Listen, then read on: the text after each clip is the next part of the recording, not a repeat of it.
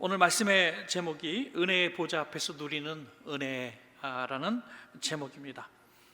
은혜의 보좌 앞에서 당연히 은혜를 누려야 되겠죠. 은혜의 보좌 앞에서 다른 어떤 은혜를 구하겠습니까? 하나님의 구속의 은혜, 축복의 은혜를 우리는 누려야 되겠습니다. 세상엔 공짜가 없다는 말이 많이 있죠. 근데 가끔 보면 당근 나눔 이런 게 있거든요. 당근 나눔, 그냥 나눈다 그래요. 그러면 사람들이, 꼭 필요한 사람들이 그것을 가져가게 되죠. 당근 나눔을 하면은 사람들이 그게 뭐 상품이 어떤 거냐, 뭐 하자가 있느냐 물어볼 필요가 없습니다. 왜냐하면 공짜로 가져가는 사람이 뭘 말이 많겠습니까? 공짜로 가져가는 거는 반품도 안 됩니다, 여러분. 그런데 공짜로 줄 수 있는 자격이 없는 사람이 만약에 남의 물건을 가지고 나눔을 한다면 얼마나 우습겠습니까? 그것은 나눔이나 공짜가 아니라 그것은 소위 사기가 되겠죠. 줄 수 없는 것을 주는 것은 공짜가 아니고 그것은 내 것도 아닌 것입니다. 은혜라고 하는 것은, 공짜는 분명히 공짜입니다. 분명히 공짜인데 그것을 줄 수 있는 자격자만 줄 수 있는 게 은혜라는 것입니다. 아무나 줄 수 있는 거라면 은혜가 아니겠죠. 그거는 길거리 가다가 그냥 누구든지 집어갈 수 있는 진짜 그야말로 공짜 되겠죠. 그러나 은혜는 왜 은혜냐? 은혜를 은혜로 깨닫고 받는 사람에게만 은혜가 되기 때문에 절대로 공짜 같은 공짜는 아니라고 하는 것이죠. 그리고 줄 수 있는 그 자격자가 준다는 것입니다. 어떤 사람이 노상의 길거리에 이렇게 집에 대문이 이렇게 있는데 그 앞에다 늘 사람들이 자기 출퇴근용 자전거를 놓고 이제 지하철을 타는 거예요. 너무나 화가 나는 거죠. 하루 이틀도 아니고 자전거로 겹겹이 대문을 가로막으니 어떨 때는 문 열다가 자전거가 막 넘어지기도 하고, 그래서 몇 번 공갈 협박을 했는데 아무도 꿈쩍지 않고 여전히 자전거들을 여러 대 대는 겁니다. 그래서 어느 날 편말 하나를 써붙여 놨더니 다시는 안 되더래요. 뭐라고 썼냐면 마음에 드는 물건 가져가세요, 당근 나눔, 이렇게 썼대요. 그랬더니 그 다음부터 겁이 나갖고 아무도 안 되더라 이거죠. 네. 자기 물건이 아닌데 공짜로 나눈다니까 사람들이 눈독 들이고 가져갈 것을 두려워했다는 것입니다. 자, 은혜의 보좌라고 했습니다. 은혜의 보좌, 은혜 베푸시는 장소, 하나님이 거하시는 곳, 아주 존엄한 분이 거하는 장소를 보좌라 그러죠. 은혜의 보좌라 그랬습니다. 그래서 또 은혜의 보좌를 다른 말로 시은소라고도 얘기하죠. 지성소 안에 법궤 뚜껑으로 이렇게 만들어 놓은 부분을 말하고 있겠죠. 시은소, 은혜를 베푸는 장소. 은혜의 보좌 앞이라고 하는 것은 바로 이 시은소 앞을 이야기하고 있는 것입니다. 은혜가 베풀어지는 곳이란 뜻이죠. 그 공짜 은혜가 베풀어지는 그곳. 자, 그러면 시은소에서 베풀어지는 공짜 은혜는 어떤 은혜일까요? 바로 죄사함의 은혜인 줄로 믿습니다. 죄사함의 은혜. 우리가 공짜 같지 않은 공짜, 예수님의 피로 인해서 받게 된, 유일하게 인류 가운데 하나님이 보내신 유일한 하나님의 아들이신 그 예수님의 피만이 우리를 공짜로 구원받게 할 수 있는 그 은혜라고 하는 것이죠. 아무나 줄 수 있는 것도 아니고 아무나 받을 수 없는 그 은혜. 그래서 이 구약에서 우리가 죄사함을 받는 방법과 신약에서 죄사함 받는 방법은 크게 두 가지로 이렇게 나눠질 수 있겠죠. 구약 시대는 율법의 시대라 그러고 신약의 시대를 은혜의 시대라고 얘기합니다. 구약은 율법으로 구원을 받습니다. 신약은 예수님의 피라고 하는 은혜로, 공짜로 구원을 받습니다. 구약의 이 은혜를 받는 방법은, 죄사함의 은혜를 받는 방법은 대제사장이 필요하고 그 다음에 제물의 피가 필요한 거죠. 1년에 한 번 대제사장에게 나의 죄를 고백하고 그 죄의 제물을 드릴 때에, 희생 제물을 드릴 때에 대제사장의 도움을 통해서 하나님 앞에 나가 그 은혜를 누리게 됩니다. 굉장히 사모하고 바라보고 또 고대하게 되겠죠. 그러나 날마다 짓는 죄 가운데 죄의 강박관념 속에 살아갑니다. 왜냐하면 율법으로 구원을 받는데 율법으로 구원받을 사람이 하나도 없기 때문에 우리는 날마다 대제사장을 의지하여 제물을 드려야 하기 때문이죠. 그러나 신약의 죄사함의 은혜는 그야말로 예수 그리스도의 은혜인데, 우리는 대제사장도 이제 필요가 없게 되었고 제물도 필요 없게 되었습니다. 왜냐하면 오늘 본문에서 뭐라고 말씀하고 있습니다. 그냥 대제사장도 아니고 큰 대제사장, 큰 대제사장 예수 그리스도께서 제물이 스스로 되심으로 말미암아 단번에 우리의 죄악을 사하셨기 때문에 우리는 더 이상 제물이 필요치 않는 공짜 은혜를 누리게 된 것입니다. 여러분, 이것이 얼마나 큰 은혜인가, 그 은혜를 우리가 깨달아야 된다고 말씀하고 있습니다.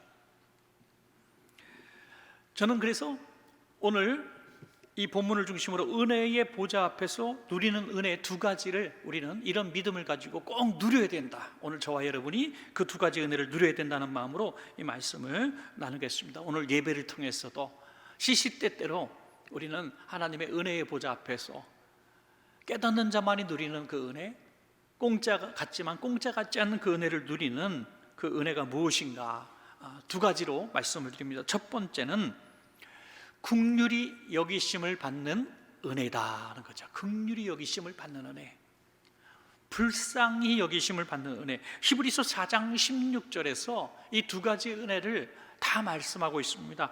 한번 읽겠습니다. 그러므로 우리는 긍휼하심을 받고 때를 따라 돕는 은혜를 얻기 위하여 은혜의 보좌 앞에 담대히 나아갈 것이니라 라고 했습니다.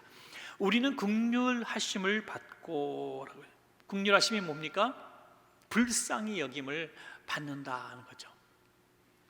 여러분, 불쌍히 여김을 받을 수 있는 자격은 뭐 다른 데 있는 것이 아니라 그 재판장의 마음에 치근히 여김을 받도록 그 언행을 해야 되는 것이죠.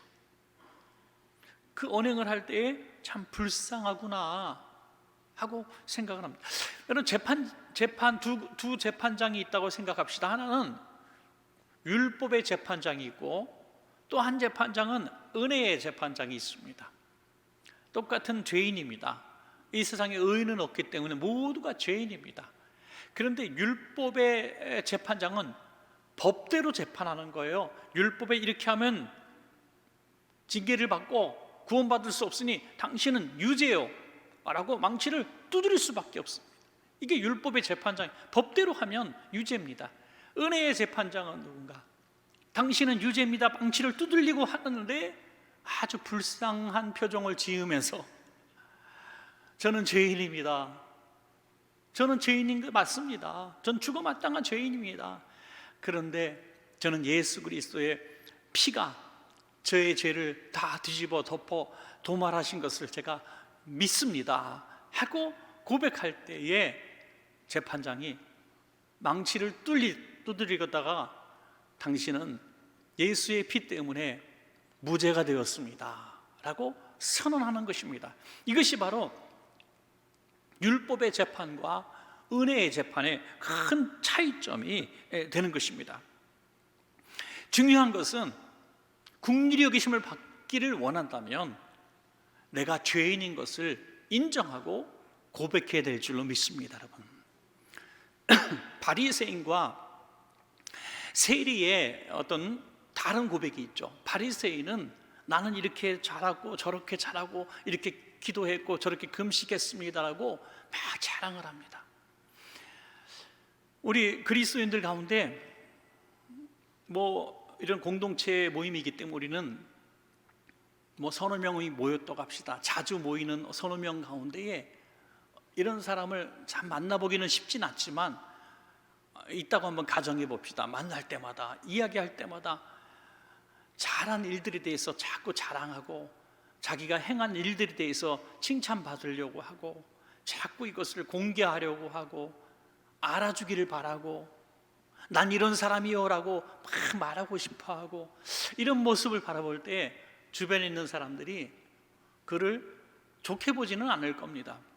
그런데 어떤 사람은 그럴 필요까지도 없는데 늘 자신의 연약함을 얘기하고 저는 아무것도 몰라요, 저는 힘이 없어요, 저는 정말 우리 여러분의 도움이 아니면 아무것도 할 수 없습니다 하고 자꾸 나약한 모습을 보이고 도와달라 그러고 연약한 척하고 그러면은 어떤 마음이 듭니까?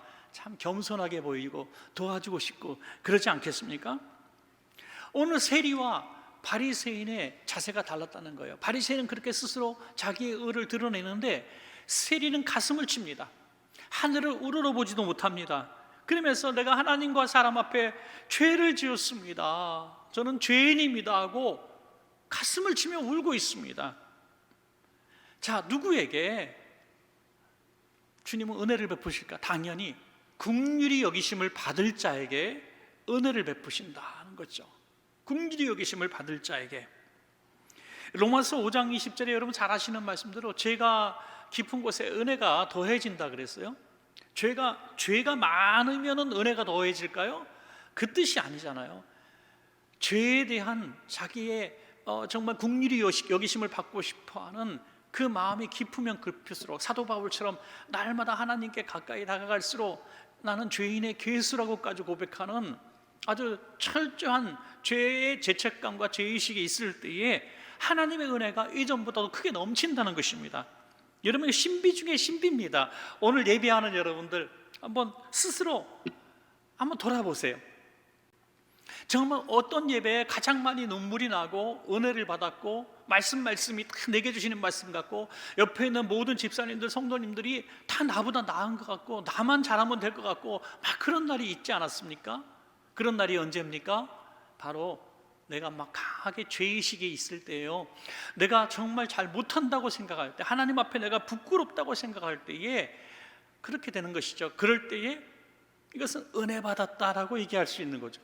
근데 그런 날에 굉장히 은혜가 됩니다. 그런데 나는 잘하는데 주변 사람들은 다 못한다고 생각하는 날은요, 다 마음에 안 드는 거예요. 오늘 뭐 음향도 마음에 안 들고 조명도 마음에 안 들고 사람들도 마음에 안 들고 옆에 있는 사람도 마음에 안 들고 그냥 다 마음에 안 드는 거예요. 날씨도 마음에 안 들고 뉴스거리도 마음에 안 들고. 왜요? 불쌍히 여김을 받을 수 있는 요소가 하나도 그에게는 없는 것입니다. 우리는 불쌍히 여김을 받지 않으면 살아갈 수 없는 존재인 것을 믿으시기 바랍니다. 그것이 우리가 은혜 아니면 살아갈 수 없는 이유가 되는 것입니다. 에베소서 2장 2절부터 5절까지 보면 우리는 은혜 아니면 살아갈 수 없는 존재인 것을 여기서 분명히 말씀하고 있습니다. 그때의 너희는 그 가운데서 행하여, 그때 과거 이야기죠, 이 세상 풍조를 따르고 공중의 권세 잡은 자를 따랐으니 곧 지금 불순종의 아들들 가운데 역사하는 영이라. 전에는 우리도 다 그 가운데서 우리 육체의 욕심을 따라 지내며 육체와 마음에 원하는 것을 하여 다른 이들과 같이 본질상 진노의 자녀였더니 긍휼이 풍성하신 하나님이 우리를 사랑하신 그 큰 사랑을 인하여 허물로 죽은 우리를 그리스도와 함께 살리셨고 너희는 은혜로 구원을 받은 것이라 말씀하고 있습니다. 참 어려운 말씀 같기도 하죠.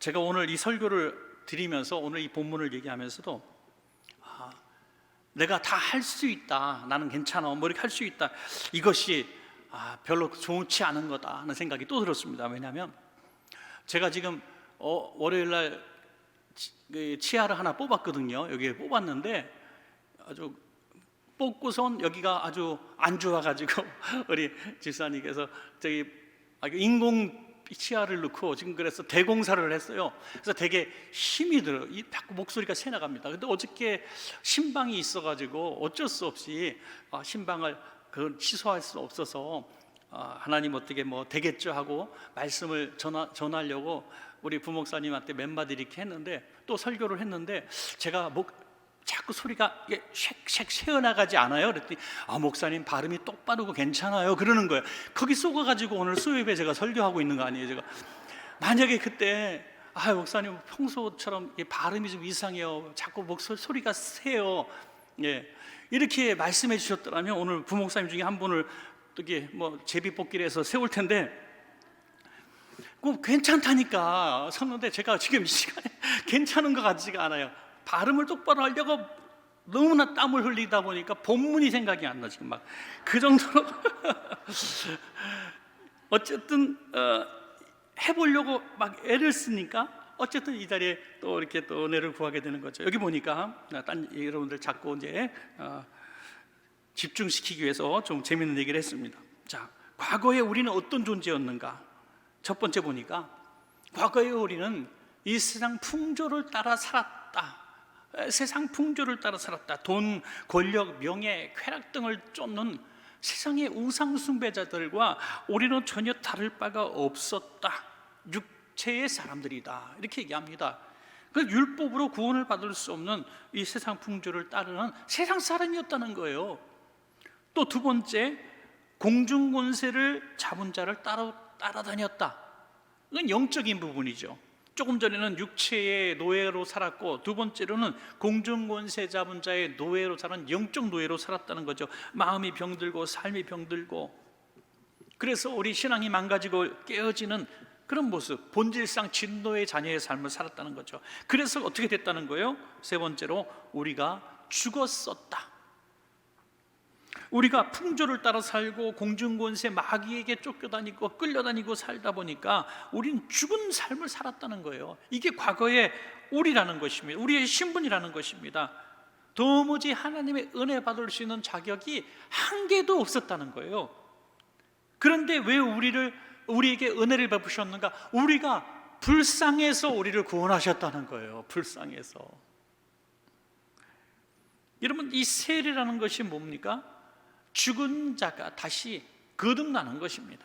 그 의미예요. 우리가 예수님을 믿게 되었다는 것, 구원받았다는 것, 죄사함 받았다는 것은 바로 거듭남이라고 하는 것이죠. 너희가 구원을 받은 것이라 라고 말씀하십니다. 자, 고린도전서 12장 3절에 보면, 그러므로 내가 너희에게 알리노니 하나님의 영으로 말하는 자는 누구든지 예수를 저주할 자라 하지 아니하고 또 성령으로 아니하고는 누구든지 예수를 주시라 할 수 없느니라. 공짜라고 말씀하시고 예수의 피를 묻으면 너희는 공짜야, 구원받을 수 있어라고 아무리 알려줘도요, 성령께서 우리 마음속에 그런 믿음을 주지 않으시면 우리는 절대로 구원받을 수가 없다는 것입니다. 그 은혜를 누릴 수가 없다는 것입니다. 분명히 공짜 은혜고 모든 사람에게 열려있는 은혜인데, 그 은혜를 은혜로 깨닫지 못하고 누리지 못하는 것이 얼마나 마음 아픈 일입니까?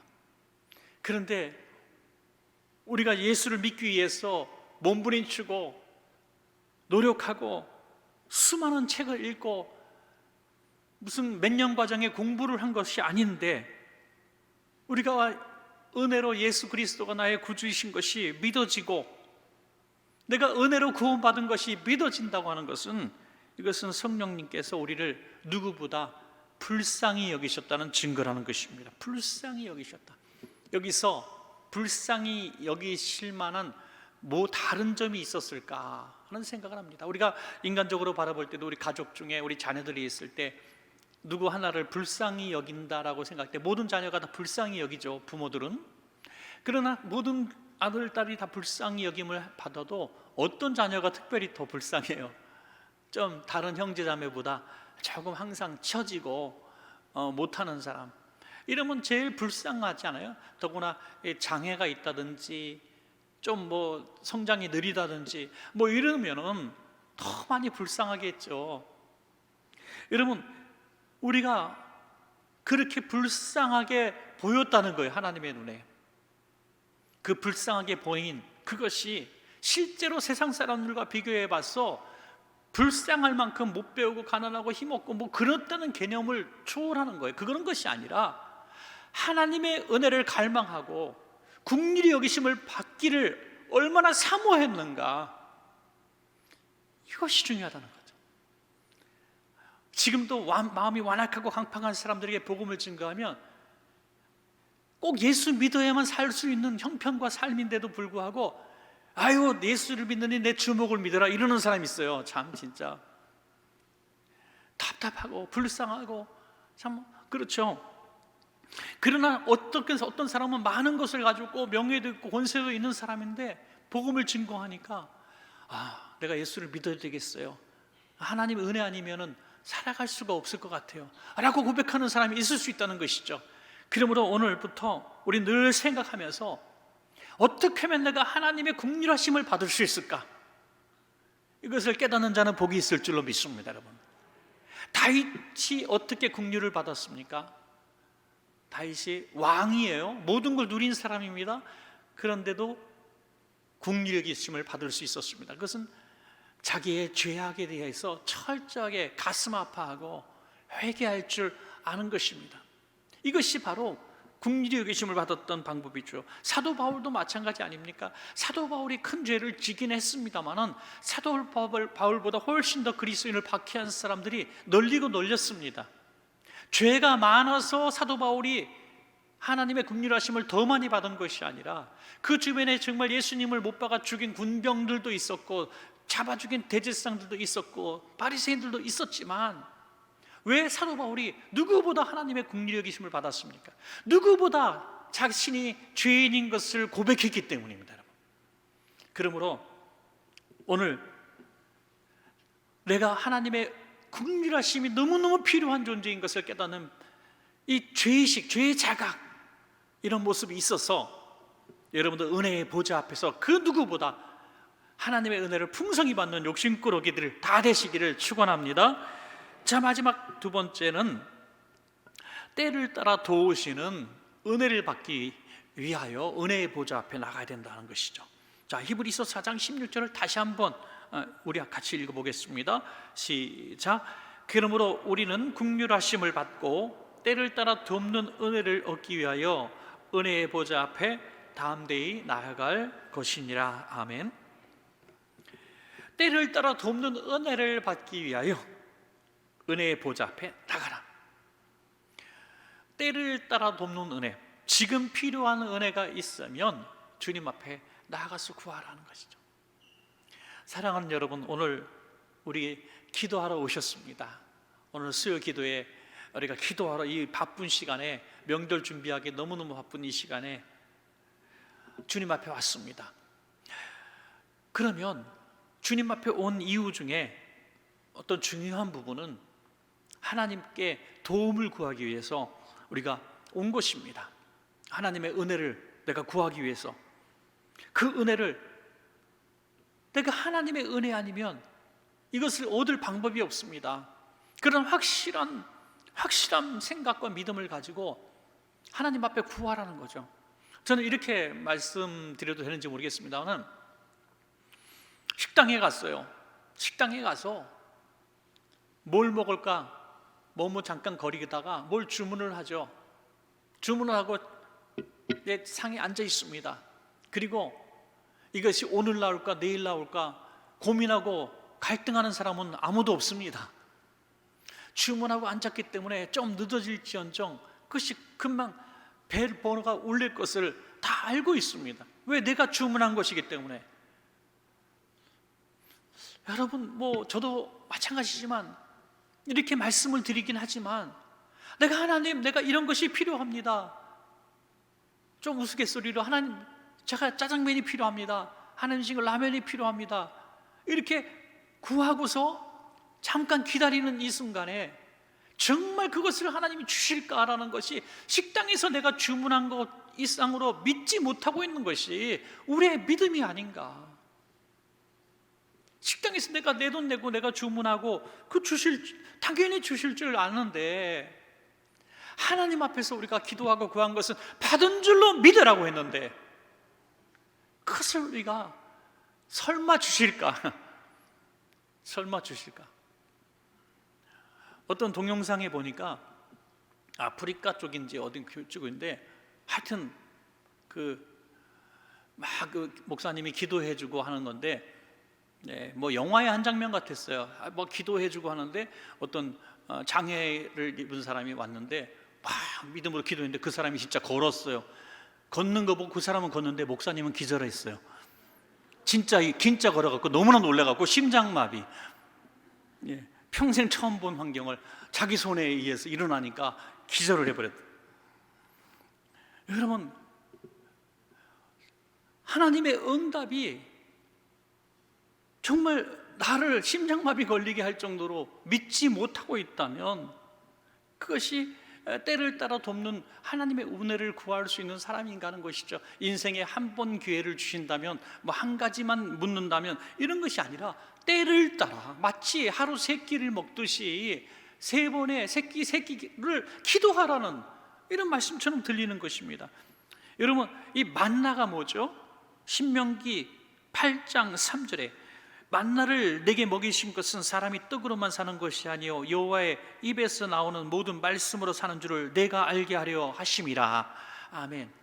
날마다 주시는 만나의 양식, 그 만나의 양식을 여호와의 입에서 나오는 모든 말씀으로 사는 것으로 생각하라는 거죠. 오늘 내일치를 거둬들여도 내일 양식을 내일 또 하나님이 주시지 않으면 살 수 없다는 것을 알게 하기 위해서 이 만나의 유효기간을 하루만 두신 거죠. 하루만. 하나님이 유효기간을 일주일을 못 주시겠어요? 요즘에 하도 포장 기술이 좋아가지고 뭐 캔 같은 거 넣으면은 몇 년도 보관할 수 있어요. 몇 년도. 그때 만나 나올 때 나가서 통조림 장사를 했어야 되는데 그때, 그죠? 만나를 통조림에 넣어가지고 만나 유효기간을 막 1년씩 했으면 얼마 떼부자 됐을 텐데 말이죠. 근데 하루만 지나면 싹 썩어버리는 거예요. 이게 하나님의 뜻이라는 거예요. 왜? 날마다 때를 따라 구하는 것을 하나님이 기뻐하시기 때문입니다. 사랑하는 여러분, 어린아이가 엄마 아빠한테 맨날 이거 달라 저거 해달라 귀찮기 너무너무 귀찮은데요, 어느 날 자식이 나한테 아무것도 요구하는 거 없는 날이 얼마나 슬픈 날인지 아시잖아요. 어느 날 갑자기 엄마 아빠한테 아무것도 구하지 않아요. 오히려 엄마 아빠가 나한테 뭘 자꾸 부탁해. 그런 날이 되는 거잖아요. 나한테 부탁해서 나올 게 없는 날이 옵니다. 그날에 우리 자녀들이 나한테 부탁하지 않는 거죠. 줄 수 있는 것이 얼마나 큰 복입니까? 하나님께서 우리가 늘 하나님 앞에 하나님 주세요, 도와주세요 하는 것을 하나님이 기뻐하신다는 거예요. 어떤 분이 참 희한한 신학 사상을 가진 것 같아요. 맨날 구한다, 뭐 이것 달라 저것 달라 하는 것이 기복신앙이라고 그렇게 얘기하는데, 여러분 그렇게 얘기하는 사람에게 묻고 싶어요. 과연 그분은 하나님의 은혜가 하루도 없으면 살 자신이 있는가라고 묻고 싶어요. 하나님 오늘 안전운전하게 해주세요. 하나님 오늘 악한 일을 안 겪게 해주세요. 하나님 오늘 식사 잘 먹고 건강하게 해주세요. 정말 어린아이처럼 하나님 없으면 아무것도 할 수 없는 연약한 존재인 것을 인정하고 그 하루하루의 삶을 때를 따라 구하는 것이 하나님이 기뻐하시는 신자의 모습이라는 것입니다. 여러분, 그 믿음을 가지라는, 믿음을. 시편 121편 5절에서 6절에 보니까 여호와는 너를 지키시는 이시라. 여호와께서 내 오른쪽에서 내 그늘이 되시나니 낮의 해가 너를 상하게 하지 아니하며 밤의 달도 너를 해치지 아니하리로다. 아멘. 우리가 하나님 앞에 이런 하나님을 고백하고 하나님 도와주세요, 도와주세요라고 기도하기를 원하신다는 거예요. 지난 태풍, 이 흰남의 태풍이 얼마나 강력한지 이렇게 막 공포스러운 조정이 되지 않았어요? 그런데 지난주 주일날 제가 2부 때, 3부 때는 안 했던 것 같아요. 2부 때 기도를 하면서, 예배 전, 설교 전 기도를 하면서 하나님이 태풍이 비껴가게 해 주시옵소서 라고 했거든요. 근데 진짜 서울을 싹 비껴가서 이거는 순전히 내 기도 덕분이다, 제가 이렇게 생각을 했어요. 여기 서울을 덮쳤더라면 제가 이 말을 절대 못할 텐데 하여튼 지나가 보니까 하는 소리입니다. 여러분, 태풍도 하나님이 움직일 수 있는 하나님이십니다. 하나님은 전쟁도 멈추게 하실 수 있고, 하나님은 죽은 자도 살리실 수 있고, 하나님의 능력 안에 모든 것이 있습니다. 그런데 구하지 않아서 얻지 못하는 것들이 너무나 많은 것입니다. 너무나 속이 상합니다. 그러므로 때를 따라 돕는 은혜를 구하십시오. 여러분, 소소하고 이런 것까지 기도해야 하는 것도 기도해 보십시오. 얼마나 이것을 하나님의 기쁘게 하는가. 왜? 그것이 은혜의 보좌에서 누리는, 마땅히 자녀가 된 우리들이 누려야 되는 은혜 속에 들어가 있는 것이다 하는 거죠. 마지막 한 절만 더 읽겠습니다. 히브리서 4장 15절에 우리에게 있는 대제사장은 예수님을 말씀하고 있습니다. 우리의 연약함을 동정하지 못하실 리가 아니요 모든 일에 우리와 똑같이 시험을 받으신 이로되 죄는 없으시니라. 아멘. 예수님 우리의 인생이 당하는 모든 고통과 또 부족함과 약함을 다 경험하셨다는 거예요. 다 아신다는 거예요. 너무나 힘든 성도님이 막 울고 있을 때 친한 집사님이 가셔서 김 집사님 너무 힘드시죠? 라고 얘기했더니 집사님이 알긴 뭘 알아? 내 이 아픈 마음을 누가 알아? 집사님 아는 척하지 마. 괜히 안다고 위로하지 마. 짜증을 내요. 그런데 그 교회에서 누가 봐도 저런 인생이 있을까? 고통이란 고통을 다 겪은 권사님이 찾아가셔서 집사님 힘들지? 그러니까 권사님을 힐끗 쳐다보니까 권사님은 얼마나 힘드셨어요 하고 그 권사님 품에 매달려서 같이 울 수가 있는 거죠.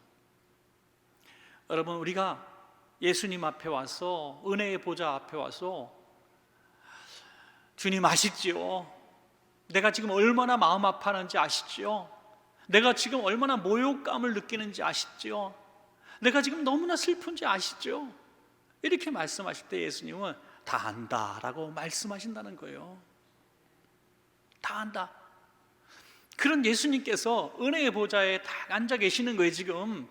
그러므로 우리가 주님 앞에 와서 시시껄껄한 내용까지 다 얘기 못할 내용이 하나도 없다는 것입니다. 여러분의 약함과 억울함과 분통 터지는 일들을 사람에게 말 못하고 이걸 드러내기 위해서 뭐 사람들을 막 모으고 세력을 모으고 이렇게 하지 못한다 할지라도 주님은 내 편이시죠, 주님 아시죠 하면서 주님 앞에 이것을 고할 수 있는 그 자리가 바로 은혜의 보좌다 하는 것입니다. 여러분, 오늘 혼자라도 웅얼웅얼거리듯이 예수님 아시죠? 그 김지사 때문에 못 살겠어요. 정말 힘들어 죽겠어요. 남편 때문에, 아내 때문에, 정말 가정 때문에, 또 경제적인 상황 때문에 몸이 아파서 못 살게 시시껄껄한 내게 궁시렁궁시렁 하듯이 주님 앞에 얘기하라는 거예요. 친구한테 얘기하듯이. 왜? 예수님은 그걸 다 감당하실 수 있는 분이기 때문에 은혜의 보좌 앞에서 때를 따라 우리에게 꼭 맞는 은혜를 베푸실 준비가 되어 있으시다는 것입니다.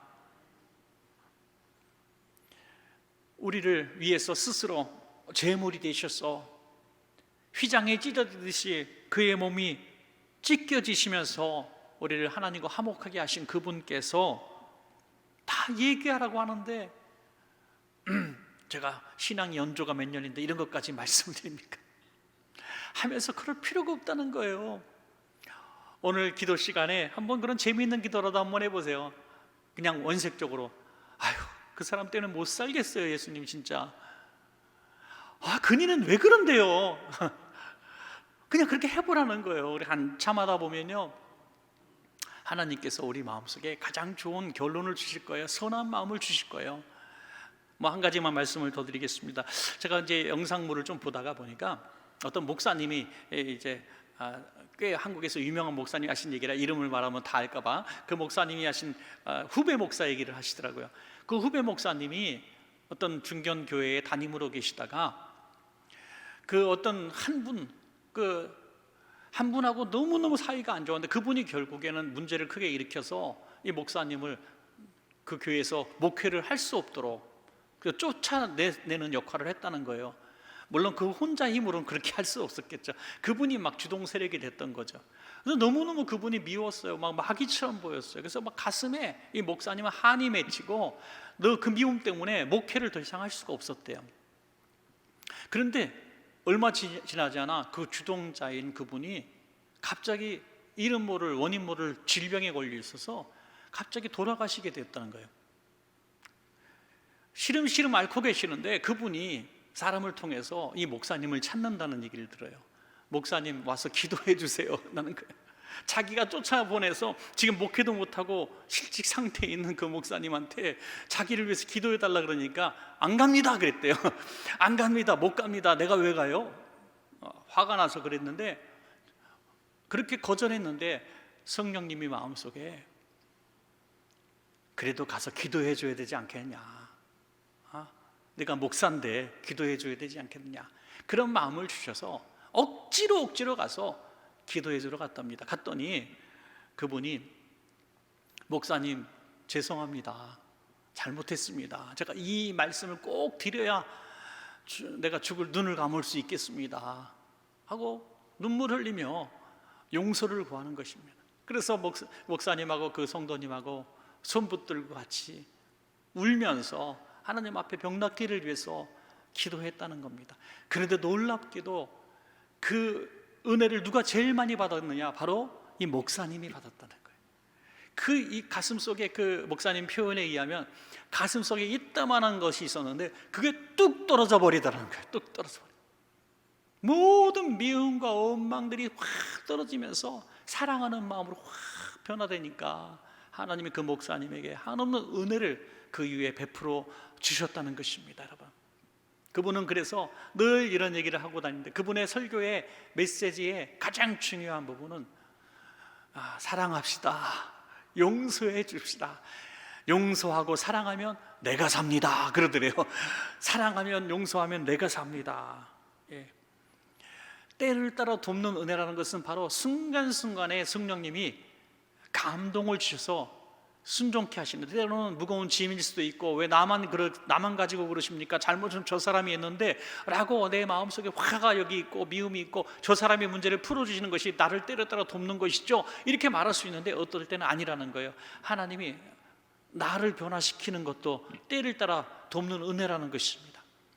순간순간 어떤 삶을 사시더라도 하나님께서 감동 주셔서 때를 따라 양식도 주시고 사람도 붙여주시고 죄도 깨닫게 하시고 어떤 일을 시키실 때에 그 때라는 것을 놓치지 마시기 바랍니다.